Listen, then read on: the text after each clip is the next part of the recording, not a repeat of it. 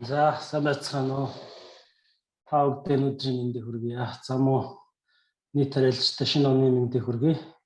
За муу энэ хүү мэдээлэл солилцох захин уулзалтыг зохион байгуулж байгаа харилцагчдын холбоотой талархаж байна. Ингээд та бүхэнд өнөөдөр төмсний үр суурьтын талаар товч танилцуулга хүргье. За тэгэхээр өнөөгийн байдлаар Монголын төмсний тариалагдж байгаа сортуудыг аудитсан бол нийтлэлийн одоо диаграм дээрээс харагч байна. Дийлэх одоо нийт тариалангийн 70 орчим хувьд бол одоо Герман улсын гала сорт харагдаж байгаа дундын болцтой. За 10 орчим хувьд нь одоо та бүхэн мэдж байгаа ягаанууд нэрээр алдарсан Корта гэдэг эртний болцтой сорт харагдаж байна. За мөн 8 орчим хувьд нь одоо нэн эртний болцтой солист гэдэг сорт харагдаж байгаа. За үлдсэн хувьд нь болохоор бусад сортууд харагдаж байна. За доотлын өсөлтөн дээрээс би энэ улаанаар тодруулсан байгаанууд нь бол ерөнхийдөө төвөөгөл тархиж байгаа нутгсан сортууд байгаа. За мөн түүнээс гадна бас хараар үчсэнгүүд нь одоо хуучин оржроо нутгсан боловч одоо бага хэмжээгээр тархиж байгаа сортуудыг ингэж оруулсан байна. За нэн эртний буцтай одоо бүрэн соёлтоос хойш 65 оног боловсрч байгаа сортуудад одоо нутгсан соёлын сорт байна. За мөн Төв аймгийн зарим нутрыг ялангуяа 60 олонт хувьд бол Анушкагийн сорт нэлээд тархиж байгаа. За эртний буцтай сортуудаас болохоор Пала энэ бол 2008 онд 7 нутгсан сорт. Энэ сорт нь болдоо одоо баруун бүс нутагт завхан ховд ус чиглэлд нэлээд тархиж байгаа. Мөн түүнчлэн Корта, за Белороза зэрэг сортууд харагдаж байна. За дунд эртийн сортуудаас бол Гала сортууд харагдаж байна. За үүнээс гадна Боруина, Моди зэрэг сортууд бас харагдаж байгаа. За дундын бусдаа сортуудаас бол одоо 2006 онд нутгсан Витара, 2009 онд нутгсан Санта, за Шапотигээс авахцсан чиглэлийн сортууд. За мөн дээрээс манай хүрээлэнгээс шинээр гаргаж байгаа Натар 1, Натар 2 зэрэг сортууд одоо өрөөнд үржүүлээд тариалангийн үйлдвэр шилжиж байгаа. За саяны дурдсан сортуудын товч онцлогийг нь ярих юм бол Галагийн сорт нь 2011 онд нутгсан юм сорт байгаа. Энэ сорт маань ямар онцлог юм бэ гэхээр маш олон тонны чиглэл болцсон өгдөг, тод шар махлаг гэдэг ургацын потенциал өндөртэй хад болт маш сайн зардаг. За услаата нөхцөлөөр нь дунджаар 35-аас 45 тонн ургацах потенциалтай юм сорт байгаа.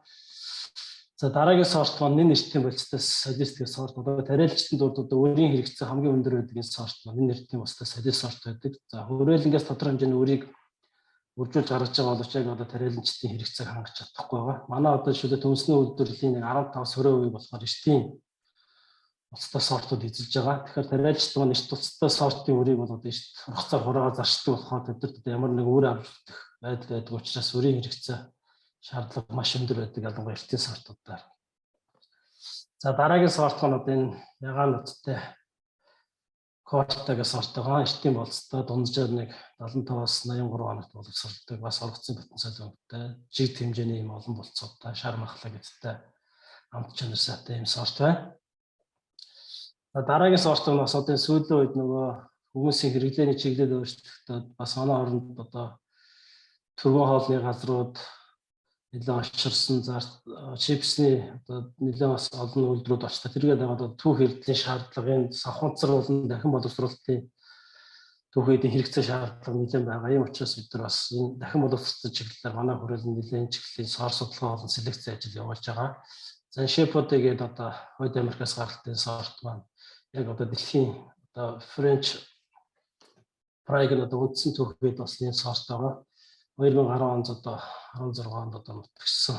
Одоо энэний сорт өөрийг болох одоо манай Монгол оронд одоо Сэлэнг аймгийн Ушаал сумын элитүр компани бол тодорхой хэмжээнд бол үрийг үржүүлж байгаа. Ийм урт савханцар хэлбэртэй, цавир махлаг гэдтэй ургацын чадвар өндөртэй юм сорт байгаа.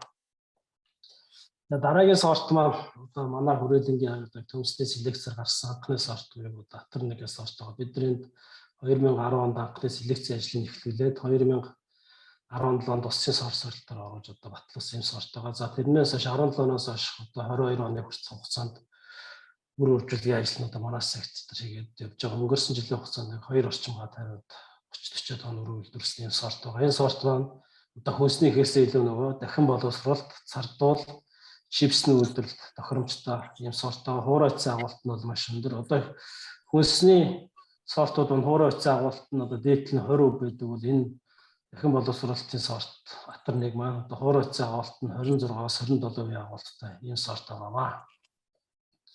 За дараагийн бас бидний селекцийн одоо ажлаар бий болсон бидний бас нэг амжилт бол энэ хүнсний чиглэлийн Атар 2 гэдэг ийм сортыг шалгаруулсан байгаа. Энэ сорт бас одоо хэрэглэгчдийн таашаал нийцсэн тод шар махлаг гэдэг олон тооны жигд болцоотой тэгээс одоо ургацын битэн сайд өндөртөө одоо манай зонхлон даргасан бета ботор хар хөл болон мөөгөнцрийн одоо өвчнүүдэд төсвөртэй ийм сорт. Энэ сорт өөрөөр сорт нь 2019 онд одоо өссөн сорсолтын зөвлөлөөр орж одоо шинэ сортод батлагдсан. Одоо түүнээс хойш одоо анхны шатныхын өргөжлөлийн ажлын одоо манай секторт хийгдэж явж байгаа юм сорт байна.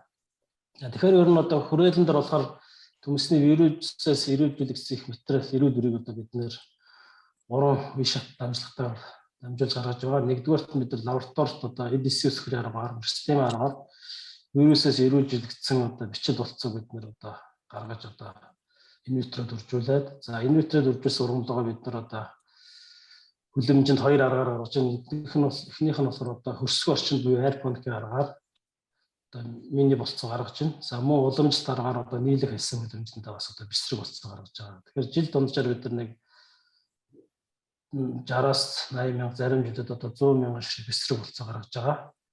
За энэ гаргасан бичил болцоогоо бид нар одоо туслахаатай талбайд тариалаад одоо супер элитүр үйлдвэрлэж байгаа. За өнөөгийн байдлаар одоо Монголын яг одоо нийт тариалангийн төмөсний үрийг хангахад бол 600 орчим тонн элитүр шаардлагатай байдаг. За тэр элитүрийн аль бий улаанаар тандсан өнөөдрийн байдлаар хүрээлэнд бол нэг 100-аас 120 тонн элитүр гаргаж байна. Нийт одоо улсын хэрэгцээний одоо бид нар нэг 15 орчим хувийн үрийг л гаргаж байгаа гэсэн. Одоо улсын хэмжээний шаардлагатай элитүр бол 600 тонн байдаг. А хэрвээ одоо бид нар 600 тонн элитүр гаргаад ирэх юм бол одоо энэ үрийн циклийг тэр чигт нь ханга 5 жил тутамд одоо манай тариаланчид иргэд маань одоо шандрын шаардлага гэсэн хүрээр одоо үр шинжилгээ хийгээд явах боломжтой гэсэн үг байна. За энэ дээр болохоор бид нар тав хүнд 2021 онд хүрээлэнд үйлдвэрлэсэн зүгээр үрийн хэмжээг танилцуулж байна. За бид нар Галагийн супер элитүрийг үйлдвэрлэж байгаа. Түүнээсээ дамжуулаад элитүрийг үйлдвэрлэж байгаа. Өнгөрсөн жилийн хугацаанд бас лабораториос дамжуулаад бичил болцоо гаргаж одоо корто сортын супер элитүрийг багахан хэмжээнд үйлдвэрлэсэн. Мөн түүнээс гадна одоо солист Атар 1, Атар 2 сортынхаа сортыг үйлдвэрлэж байна. Тэгэхээр эдгээр үрээс одоо энэ жилийн үед яг тариаланчдад зар дурлуулах боломжтой үр мөн одоо Гала сорт элитүр байгаа. Тэр үр нь одоогийн байдлаар манай хүрээлэнд 100 орчим тонн үрийн нөөцтэй байна. За үнийн хувьд бол энэ жилийн хувьд нэг 750-аас 800 төгрөгөөр 1 кг өр борлуулах артик төлөвтэй байгаа. За ингээд анхаарал хандуулсан